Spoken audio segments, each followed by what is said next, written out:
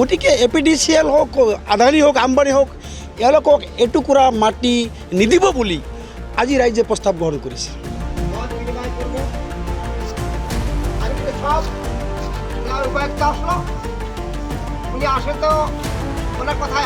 যে আমি মৰিলে মৰি থাকিম, জীয়াই থাকিলে জীয়াই থাকিম, এওঁলোকক এটুকুৰা মাটি নিদিব বুলি আজি ৰাইজে প্ৰস্তাৱ গ্ৰহণ কৰিছে।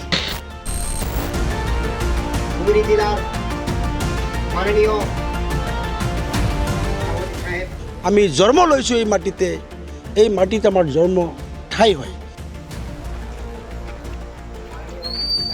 যে আমি মৰিলে মৰি থাকিম, জীয়াই থাকিলে জীয়াই থাকিম, কিন্তু আমাৰ গাত এক বিন্দু তেজ থকালৈকে আমাৰ দেউতাকৰ পিতাকৰ সম্পত্তি আমি জন্ম লৈছোঁ এই মাটিতে, এই মাটিতে আমাৰ জন্ম ঠাই হয়।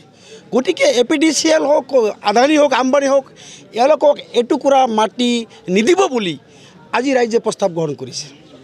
আমি ধুবুৰী জিলা কৃষক সংগ্ৰাম সমিতিৰ আমিও দাবী কৰিছোঁ যে এনেকৈ দাদাগিৰি কৰি জিলা উপায়ুক্ত যধে মধে মানুহক বুৰ্বক বনাই মানুহক উচ্ছেদৰ ধুমকি দি আছে।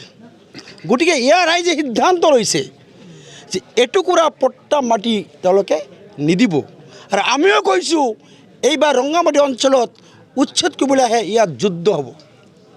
যেনেকৈ হিমন্ত কৈছে তেওঁ মাজে মাজে কয় যে হৰেক ৰণ হ'ব, আমিও কৈছোঁ এইবাৰ সংখ্যালঘু মানুহ জাগিছে যে আমি ইয়াত থাকিছোঁ, ইয়াত বসবাস কৰি আছোঁ, এইটো আমাৰ জন্ম জেগা।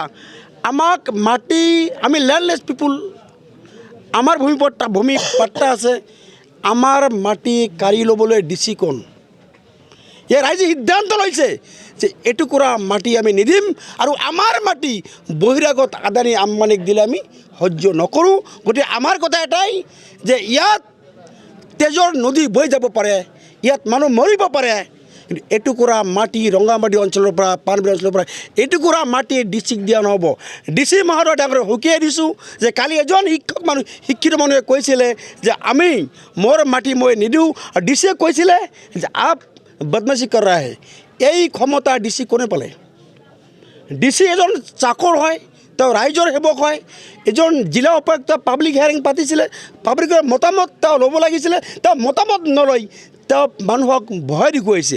গতিকে ৰাইজে তেওঁলোকৰ ধুমকিত ভয় নকৰে। আমি ইয়াৰ পৰৱৰ্তী সময়ত আমি ৰাইজক কৈছোঁ যে আপোনালোকে সিদ্ধান্ত লৈ আপোনালোকে এখন কমিটি বনাই দিয়ক। আমি কৃষক মুক্তি আপোনাৰ লগত আছোঁ, আপোনাৰ নেতৃত্ব লওক। আমি জানো যে কিছুমান ক্ষেত্ৰত আন্দোলন চলি থাকোঁতে কিছুমান নেতাই পাল্টি হৈ যায়, তেনেকুৱা নহয়। এইসকল মানুহ আজি আপোনালোকে দেখিছে তেওঁলোকৰ চকুত পানী ওলাইছে। আজি বৃদ্ধা মানুহবিলাকে মিটিঙত আহিছে।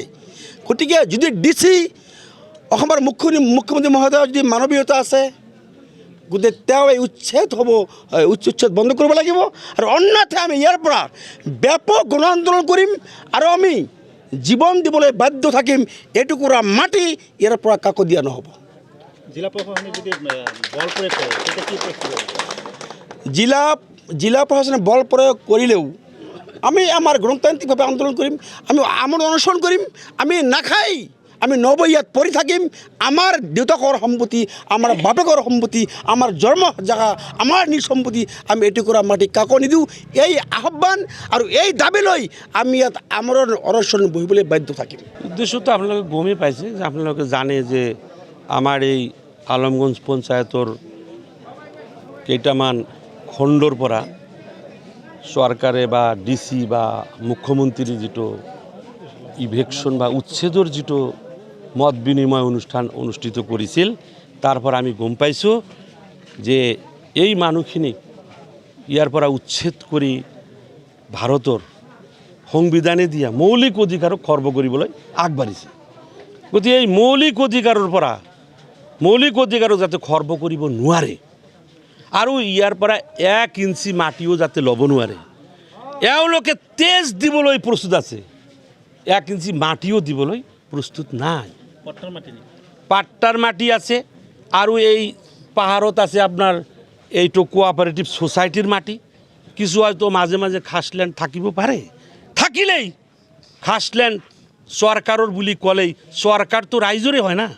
গতিকে সেই খাছলেণ্ডটো আচলতে কাৰ? ৰাইজৰ। গতিকে এই মানুহখিনিক আমি ক'ব বিচাৰিছোঁ আমাৰ আপোনালোকৰ এই মাধ্যমৰ জৰিয়তে যে উপায়ুক্ত মহোদয়েই হওক চাৰ্কেল অফিচাৰেই হওক অসম চৰকাৰেই হওক উচ্ছেদৰ যিটো বিধি বহিৰ্ভূত উচ্ছেদ ইয়াতে যে চলাবলৈ আগবাঢ়িছে এইটো নহয় অসমৰ বিভিন্ন ঠাইত বিধি বহিৰ্ভূত উচ্ছেদ চলাই আহিছে আৰু মানুহ আজি উদ্বাস্তু গৃহাৰা হৈ তেওঁলোকৰ শিক্ষাৰ পৰা বঞ্চিত হৈছে তেওঁলোকৰ খাদ্য বস্ত্ৰৰ পৰাও ইভেন বঞ্চিত হৈছে স্বাস্থ্যৰ ক্ষেত্ৰতো এওঁলোকে চিকিৎসাৰ পৰাও বঞ্চিত হৈ আছে গতিকে এনে ক্ষেত্ৰত আজিৰ এই কাৰ্যসূচীৰ দ্বাৰা আমি চৰকাৰক দাবী জনাইছোঁ ধুবুৰী জিলা উপায়ুক্ত মহোদয়ক দাবী জনাইছোঁ যে ইয়াতে যাতে উচ্ছেদ কৰিবলৈ আগবাঢ়ি নাহে ধৰ্মীয় সংখ্যালঘু অসমৰ মাননীয় মুখ্যমন্ত্ৰী ইতিপূৰ্বে ষ্টেটমেণ্ট দিছে যে বিশেষ সম্প্ৰদায়ৰ পৰা মাটি কাঢ়ি লোৱা এইটো মই আসক্ত এডিক্টেড বুলি কৈছে বিশেষ সম্প্ৰদায়ৰ মাটি কাঢ়ি লোৱা ক্ষেত্ৰত আসক্ত আছে কোনে অসমৰ মাননীয় মুখ্যমন্ত্ৰী তেনেহ'লে আসক্ত যে হৈছে এতিয়া এই আসক্তৰ পৰা এডিকশ্যনৰ পৰা মুখ্যমন্ত্ৰীৰ চিকিৎসাৰ প্ৰয়োজন আছে মিয়া পৰিষদেতো আগৰ পৰাই আমি এই ক্ষেত্ৰততো আমি আজি যিটো মই ৰাইজৰ হৈ আহিছোঁ তো ৰাইজৰ এই বিপদৰ সময়ত আমি যিকোনো পদ্ধতিৰে আমি এই মানে উচ্ছেদক কেনেকৈ বন্ধ কৰিব পাৰি আইনীয় প্ৰক্ৰিয়া হওক আৰু গণ আন্দোলনৰ জৰিয়তেই হওক সেইটোৰ ক্ষেত্ৰত আমি ইয়াতে অসমীয়া পৰিষদে অংশীদাৰ হিচাপে ইয়াত আগবাঢ়ি আহিছোঁ আৰু সংবিধানৰ গণ্ডিত থাকি গণতান্ত্ৰিক পদ্ধতিৰে আমি এই আন্দোলন থিয় কৰাবই লাগিব যাতে আগন্তুক দিনত উচ্ছেদ কৰিব কোনো পদ্ধেই নোৱাৰে গতিকে আজি মই এই আপোনালোকৰ মাধ্যমৰ জৰিয়তে এটা শ্লোগান দিছোঁ কি যে উচ্ছেদ বন্ধ কৰিবই লাগিব উচ্ছেদ বন্ধ কৰিবই লাগিব আমাৰ সাংবিধানিক মৌলিক অধিকাৰৰ পৰা খৰ্ব কৰিবলৈ দিয়া নহ'ব